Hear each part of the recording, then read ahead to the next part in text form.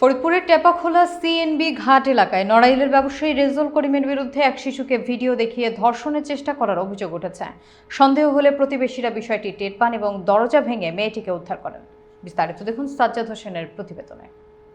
খবর পেয়ে এসআই হাসান ঘটনাস্থলে গেলে উত্তেজিত জনতা পুলিশের ওপর আস্থা না রেখে তাকে আসামিকে হস্তান্তর করতে অস্বীকৃতি জানায়।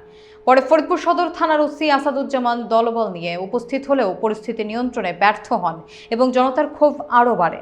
এক পর্যায়ে পুলিশের পিছু হটতে হয়।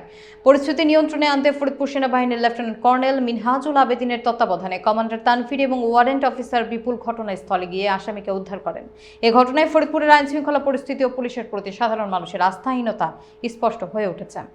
স্থানীয়দের অভিযোগ, সাম্প্রতিক সময়ে একাধিক ঘটনায় অপরাধীরা শাস্তি না পাওয়ায় ফরিদপুরে আইন শৃঙ্খলার অবনতি ঘটেছে।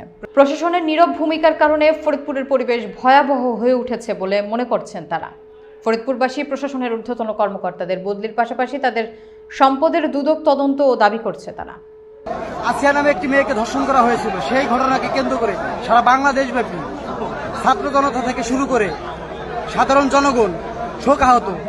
সেই সাপেক্ষে এখনো যদি এই ধরনের ধর্ষককে যদি বাংলার জমিনে যদি প্রশাসন যদি বিচার না করে, তাহলে সাধারণ জনগণ কোন জায়গায় দাঁড়াবে?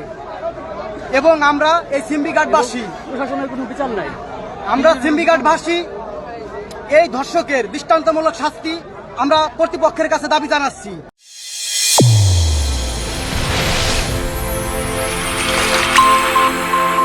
চ্যানেল A1 হৃদয়ের স্পন্দন।